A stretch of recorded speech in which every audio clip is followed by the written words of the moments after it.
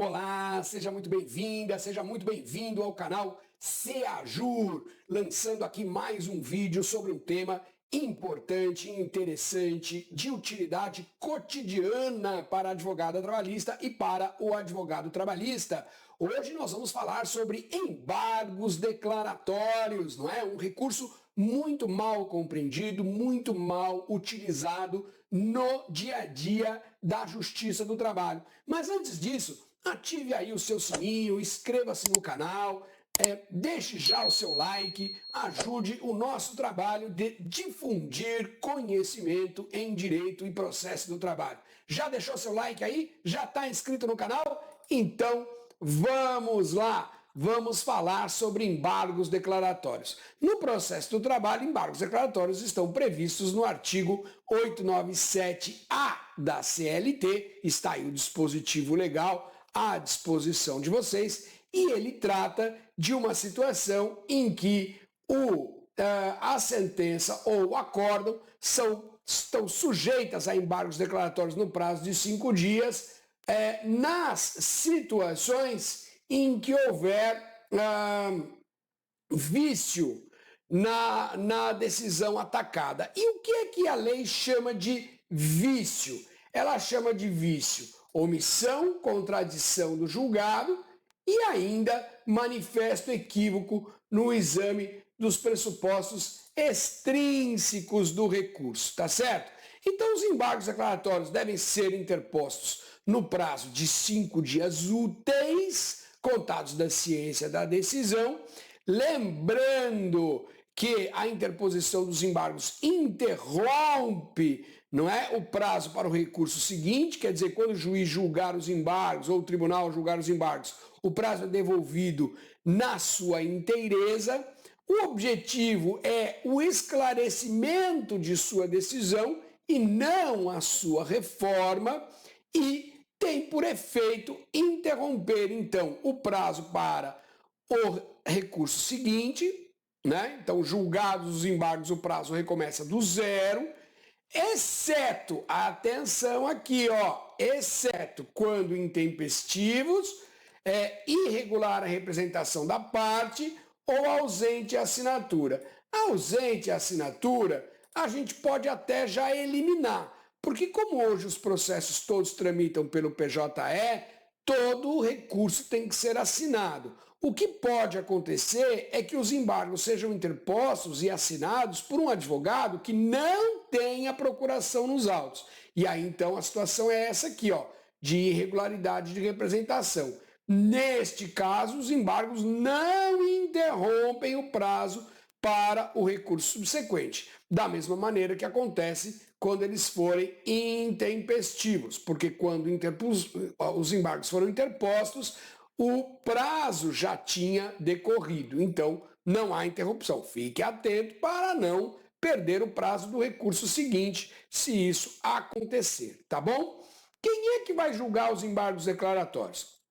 O próprio órgão julgador que emitiu a decisão embargada, havendo vinculação na pessoa do juiz do trabalho, se você estiver entrando com embargos na vara, ou no relator, se você estiver entrando com embargos nos tribunais. Este é um recurso que não tem formalidade, não tem forma específica prevista na legislação, porque não há distinção entre o juízo aquó, aquele que proferiu a decisão embargada, e o ad quem, aquele que vai julgar. Então, normalmente os embargos declaratórios são feitos numa única peça e não há necessidade de preparo. Custas e ou depósito recursal são desnecessários. Quando é que cabe, então, quando cabem embargos declaratórios? Na situação de omissão, contradição ou manifesto equívoco no exame dos pressupostos extrínsecos do recurso. Mas a doutrina acrescenta também a hipótese de obscuridade, não é? Manifesto exame dos pressupostos extrínsecos do recurso. Nós estamos falando daqueles chamados pressupostos externos, que são verificáveis sem a necessidade de examinar as razões recursais. Então nós estamos falando de prazo, preparo, formalidade e adequação. Nessas circunstâncias, se o juízo que vai examinar os pressupostos de um recurso comete um manifesto equívoco, os embargos podem ser utilizados para o saneamento deste equívoco. Nas situações mais comuns, nós temos obscuridade. Quando o tribunal, o juiz ou o tribunal profere uma decisão judicial, ele tem a obrigação constitucional de fundamentar esta decisão. Para fundamentar esta decisão, o órgão julgador tem que observar o princípio da persuasão racional, que se divide em fixar o fato controvertido, fixar a prova ou o ônus da prova, se não tiver prova deste fato, e fixar o direito aplicável sobre este fato.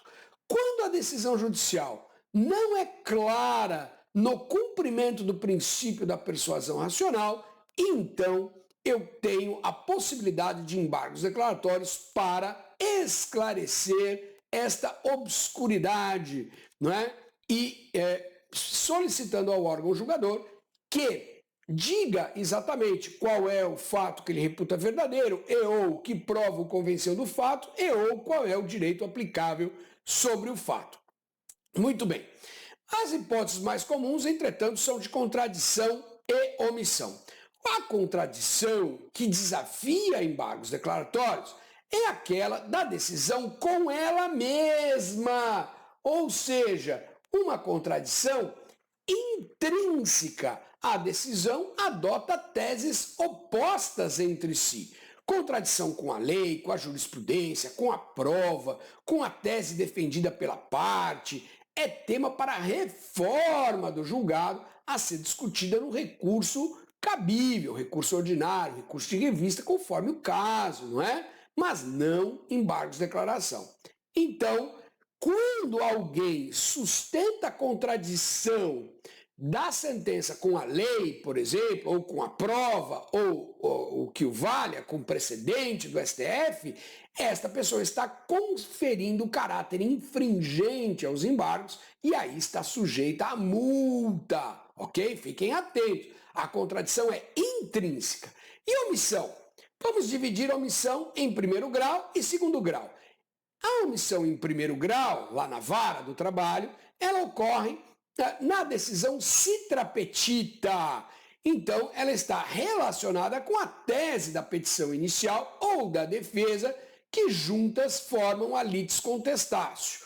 Quando o juiz deixar de se pronunciar sobre uma destas matérias, eu tenho uma decisão citra petita que precisa ser complementada através de embargos declaratórios, que também podem ser manejados se a hipótese versar sobre matéria que o juiz deva pronunciar de ofício, tá certo? Omissão em relação à lei, à jurisprudência, à prova é tema para reforma do julgado em recurso próprio, no caso, recurso ordinário.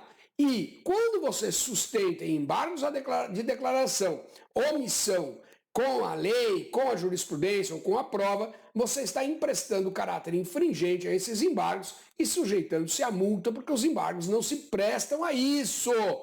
E omissão em grau recursal nos tribunais? Aí ela está relacionada com a tese do recurso ou das contrarrazões. Pode referir-se também à matéria que o tribunal deva pronunciar-se de ofício. Então aí a gente não fala mais de petição inicial e defesa, a gente fala de recurso e contrarrazões, a matéria que foi devolvida para o tribunal, ou ainda aquela que a corte deveria manifestar-se de ofício. De novo, omissão em relação à lei, à jurisprudência, à prova, etc, etc, etc, é matéria de reforma e não de esclarecimento. Quando você sustenta esse tipo de omissão, você está emprestando um caráter infringente aos embargos e ele não tem este caráter infringente e, portanto, você está se sujeitando à multa. E olha só, uma observação importante. Não existem embargos declaratórios para pré-questionamento. A súmula 297, que não criou uma nova hipótese de cabimento de embargos. Leia lá o item 2, ele diz: incumbe a parte interessada, desde que a matéria haja sido invocada no recurso principal ou por embargos declaratórios, objetivando pronunciamento sobre o tema pena de preclusão. Ou seja, se a matéria foi invocada no recurso e a Corte Regional não adotou tese a respeito, eu tenho uma decisão omissa que precisa ser sanada por embargos declaratórios. Então não existe, a rigor, embargos declaratórios para pré-questionamento. Outra coisa, muita gente diz, mas a lei admite os efeitos modificativos nos embargos declaratórios. Isso não atribuiu aos embargos declaratórios uma natureza infringente? Não, não atribuiu. O que a lei diz é que o juiz, para sanar a omissão, a contradição, a obscuridade ou corrigir o erro na análise dos pressupostos extrínsecos, ele pode atribuir um efeito modificativo à sentença ou acórdão embargado. Mas isso não significa que você pode entrar com um recurso visando alterar o resultado do processo. Você apenas aponta a omissão, a contradição, a obscuridade ou o manifesto equívoco na análise do pressuposto extrínseco do recurso. E o juiz ou o tribunal, ao julgar esta omissão, essa contradição, essa obscuridade, verificando que ela existe e que para sanar esta omissão, contradição, obscuridade, ela precisa alterar o resultado, a lei a autoriza a alterar o resultado. Mas isso não é, repito, uma natureza infringente. Ok, pessoal? Não deixe de se inscrever no canal, ative o seu sininho, comente com os seus amigos, participe. Forte abraço!